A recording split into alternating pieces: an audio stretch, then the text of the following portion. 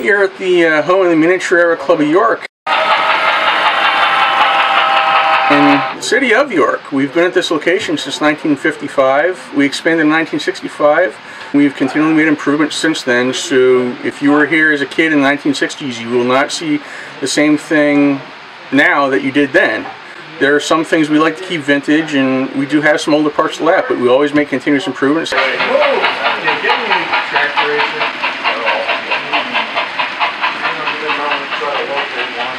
The club's always looking for members. They're welcome to come here any Monday night during the month, except for the first, because that's our business meeting. We'll take any skill level, from the expert that can build great kits to the guys that just want to learn some more about model railroading. We do it all, and we can teach you how to do it if you have any question. This is the dispatch control tower. This is where all the major traffic control happens. If you want to go in a yard, make up your train and all that to get out, you need to come up here and throw your switch to get onto the main line or our branch line.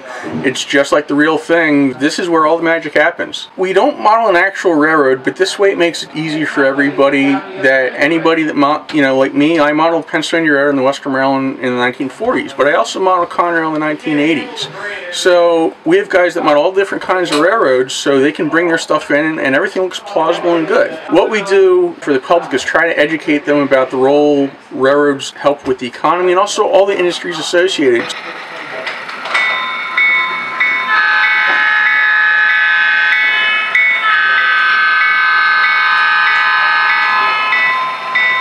A lot of things that make people, say railroads of yesteryear, and this is the way railroads work today.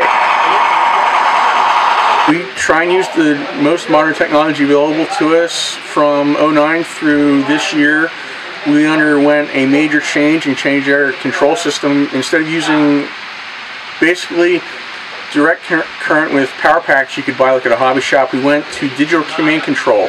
It's similar to taking a little microchip, and basically it's like remote control for your trains. And instead of putting power to the tracks and you can only run one direction on one track, now I have little microchips in every locomotive that I can run any direction I want on the same track. So I can have two locomotives on the same track going different directions.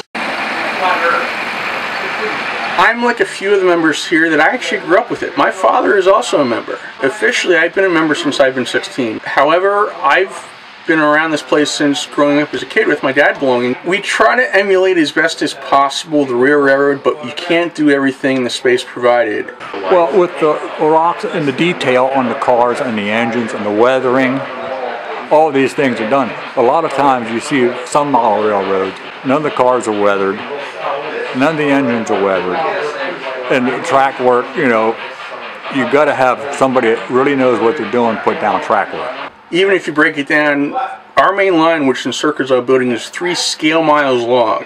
It looks like a lot, but in the grand scheme of things, as I said, it's only 3 scale miles in one direction, so you can only fit so much into space.